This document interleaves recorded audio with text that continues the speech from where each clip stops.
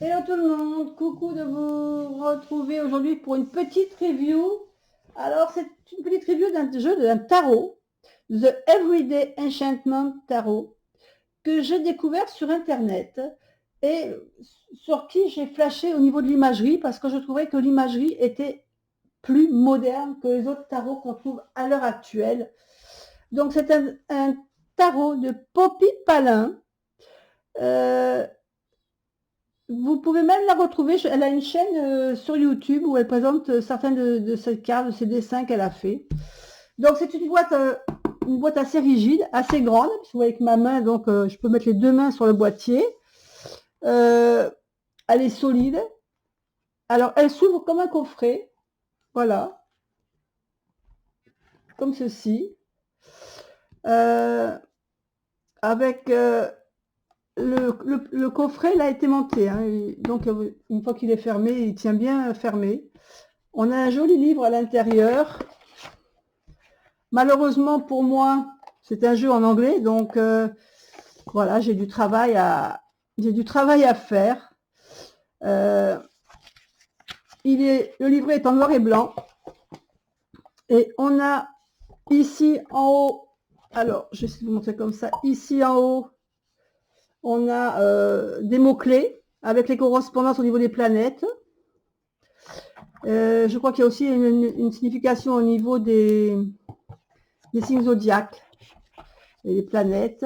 Donc ici, on a l'auteur qui nous explique l'image, les détails de son image, l'histoire et l'interprétation qu'on peut y donner, et ça pour toutes les cartes. Donc je ne vais pas m'étendre sur le bouquin, puisque de toute façon, comme je dis, c'est en anglais, et je n'ai pas encore fini de le déchiffrer. Je pense que j'en ai pour un petit moment.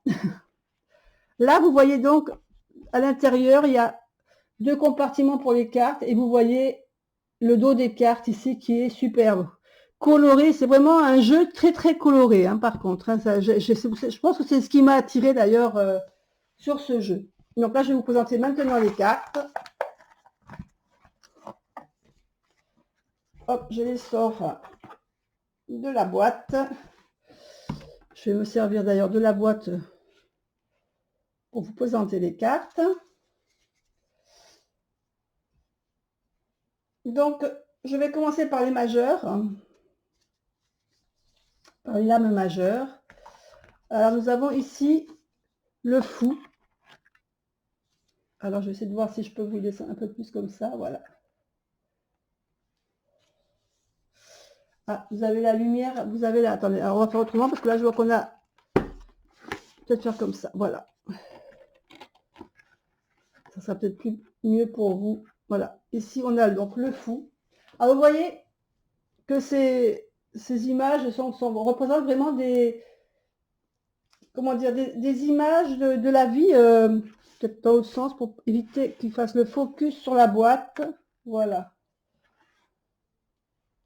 Des images de vie qu'on pourrait trouver à l'heure actuelle, hein, puisque là, on voit vraiment ce personnage sur un chantier, donc c'est vraiment des images un peu plus actuelles. Alors, pour ceux qui me connaissent, vous allez comprendre quand je vous dis que le jeu va risquer de changer, c'est tout simplement parce que je trouve voilà, qu'il y a beaucoup trop de bordures. Je trouve ça dommage. Moi, je trouve que toutes ces grosses bordures comme ça... Alors, c'est vrai que là, au niveau des majeurs, ce contour noir, il me gêne moins que sur les autres cartes où il y a des contours de couleurs. Vous allez voir qu'il y a les contours de couleurs qui correspondent aux séries. Mais ça me gêne quand même. Donc, je pense que je suis en train de me poser la question si je ne vais pas supprimer, ne serait-ce que ces deux côtés-là. Garder le haut noir, mais supprimer déjà ces deux côtés. Parce qu'en plus, vous remarquez que les cartes sont quand même assez grandes. Elles font quand même une bonne largeur. C'est vraiment une largeur de carte oracle, pas de tarot. Donc c'est vrai que je pense au fait que de les couper un petit peu, ça sera pas trop gênant, enfin, pour moi. Voilà, on continue. Donc je vous présente le magicien. Par contre, si vous voulez les regarder un peu mieux, les cartes, je vous propose de faire pause parce que je ne peux pas trop m'étendre pour que la vidéo ne dure pas trop longtemps. Mais vous pouvez faire pause et les regarder au fur et à mesure un peu plus précisément. La grande prêtresse. Alors vous remarquerez que, bon, à part la grande prêtresse qui est dans les tons de bleuté, hein, avec ce renard, ce chat, enfin, les graphismes sont sympas. Mais vous allez voir qu'à la suite, les images sont très très colorées, hein. L'impératrice, ça me fait vraiment penser, vous savez, les images hindoues, où il y a, en Inde, où il y a énormément de couleurs, voilà. Alors, je sais pas si, de quelle, je pense qu'elle doit être d'origine hindoue, je pense, la personne qui fait ça, je sais pas, enfin, ça c'est peut-être une idée, une fausse idée que je me fais, mais toutes ces couleurs-là, voilà, c'est assez, elles sont vivantes, ces cartes, je trouve qu'elles, voilà, elles sont une touche, moi j'aime bien, voilà, j'aime beaucoup.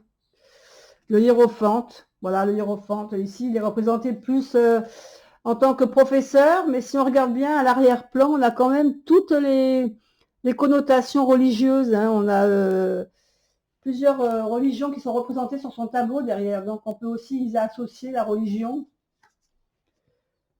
Les amoureux, alors les amoureux de tout âge, hein, on a dans les jeunes, amoureux de la nature, les personnes âgées, ici le chien en admiration devant ses maîtres. Ça représente tout le style d'amour qui peut exister. Le chariot, qui est représenté ici par une personne qui fait du skate. La force. Alors cette carte, je trouve qu'elle a une force vraiment. Cette carte, vraiment, je l'ai trouvée super. J'ai trouvé, ouf, ça m'a fait, voilà, je l'ai trouvée très puissante cette carte.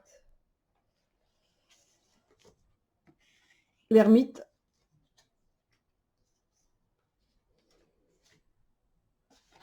La roue de fortune.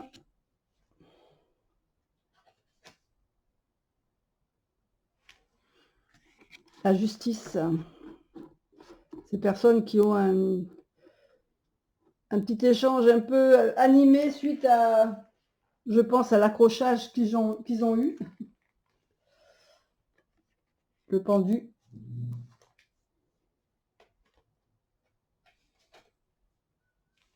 Alors regardez la carte de la mort, si elle est belle. C'est une carte qui vraiment ne fait pas peur, euh, qui interpelle quand même quelque chose, quelque part, qui... Voilà, on peut se poser des questions, puisque là, apparemment, c'est la maman qui a disparu. C'est la grand-mère et la petite fille qui restent, mais il y a beaucoup de choses, je pense, à découvrir dans les cartes. Il faut vraiment, je pense, les étudier. Là, la tempérance, le diable, avec toutes les tentations qu'il peut y avoir. La tour, et la tour un peu plus... la tour, c'est vraiment l'immeuble qui est représenté, c'est pas non plus une tour, mais voilà, moi je trouve que l'étoile,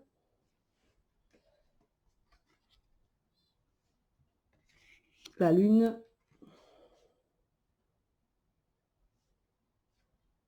le soleil.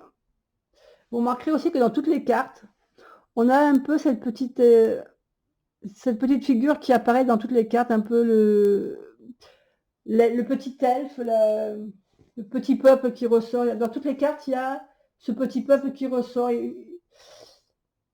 Il faut le chercher, hein, mais dans toutes les cartes, plus ou moins, il ressort.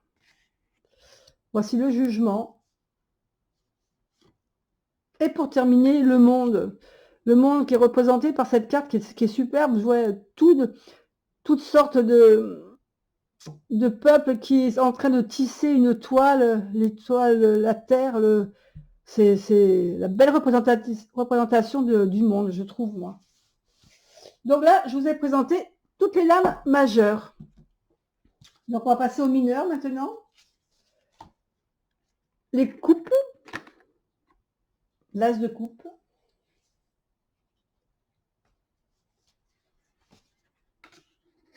Le 2. Vous avez remarqué toutes ces couleurs qu'il y a dans ces cartes. Et toujours ce petit elfe qui se présente toujours. On le cherche, dans chaque carte il y est, il faut le chercher. Le 3 de coupe.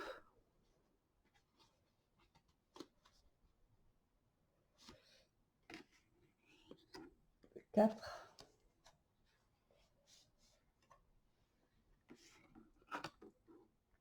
le 5,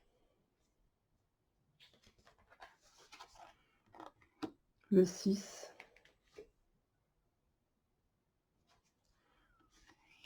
le 7, le tatouage, le 8. Alors ce jeu, je ne sais pas si je vous l'ai dit au départ, mais il n'est pas très vieux, hein. Je crois qu'il date de 2018, donc il est récent. Le 9 de coupe. Et c'est vrai que bon, je l'avais depuis un petit moment, mais il faut que je l'étudie, donc je voulais pas. Puis j'ai dit, oh, je vais quand même faire la review, parce que c'est vrai qu'il n'y en a pas beaucoup sur Internet, on voit pas beaucoup de reviews en France, françaises du moins, sur ce jeu. Et je trouvais que c'était dommage, parce que c'est vrai qu'il mérite d'être connu quand même, il est un peu plus moderne, voilà, que d'autres. Et si ça peut vous interpeller quelque part, et puis peut-être que ça vous donnera envie de l'acheter. Alors au niveau du prix, je ne me rappelle plus comment je l'avais payé ce jeu par contre. Donc on a le page, le cavalier. Et donc c'est un jeu qui est donc, comme je vous disais, de 2018, donc il n'est pas très vieux. Et c'est vrai qu'on voit peu de reviews sur ce jeu en français, je parle, parce que en anglais, il y a pas mal de reviews, mais pas en français. La reine et le roi. Voilà pour les coupes. Donc maintenant, on va passer, nous allons passer aux épées. Donc l'as d'épée.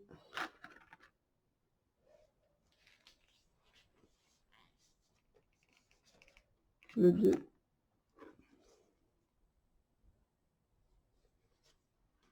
Le 3.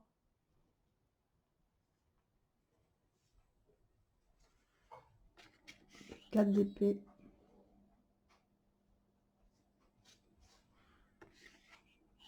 Le 5. Le 6.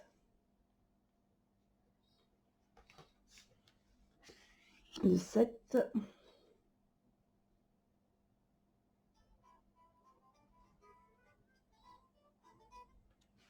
Le 8 d'épée.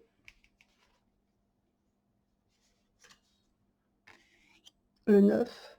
Cette carte, elle me fait penser au chien de ma fille, de Nina, vu de dos.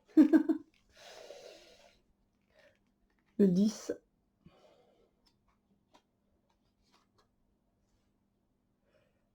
Le page. Et vous remarquerez toujours notre petit elfe qui se cache.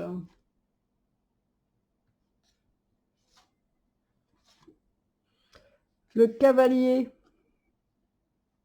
J'aime bien la représentation avec les ciseaux à la main.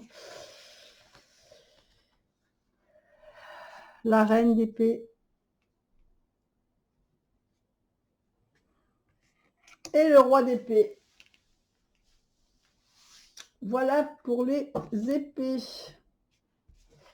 On va passer maintenant au denier. L'as de denier. Le 2.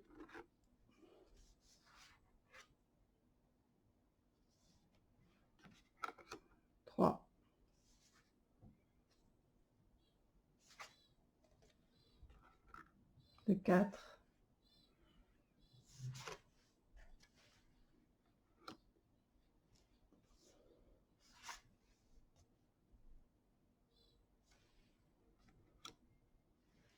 Alors, je ne sais pas ce que vous en pensez au niveau des couleurs. Il est vraiment plein de... Je veux dire, c'est un jeu qui est vraiment pas sombre, qui est plein de lumière, plein de... Il respire la joie, ce jeu, je trouve. Vous me direz ce que vous en pensez en commentaire. Mais je le trouve vraiment très beau.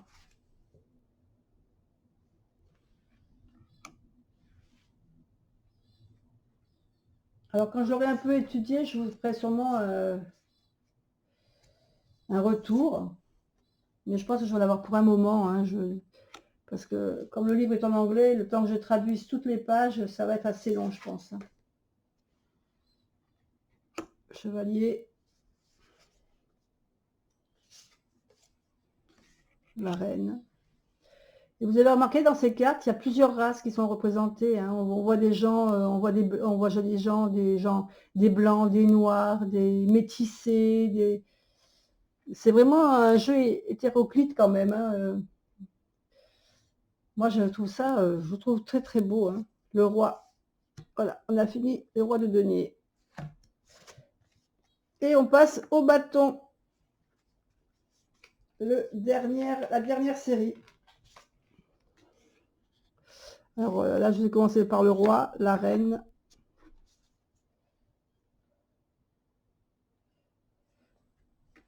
Cavalier de bâton.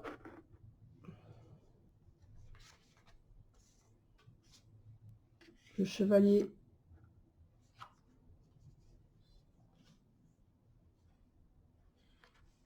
Le 10.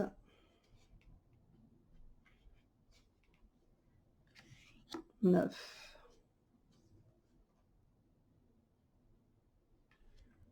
Le 8.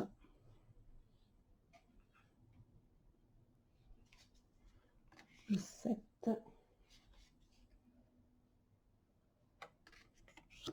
Le 6. Le 5.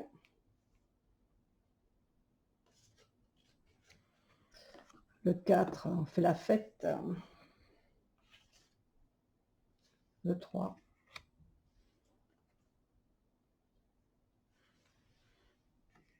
Le 2. Et la dernière, l'as de bâton. Voilà, bah écoutez, j'espère que cette review vous a intéressé. J'espère que j'ai pu vous faire découvrir un nouveau jeu, puisque c'est vrai, comme je vous l'ai dit, c'est pas un jeu qu'on voit beaucoup sur la toile à l'heure actuelle. J'espère que ça vous aura plu.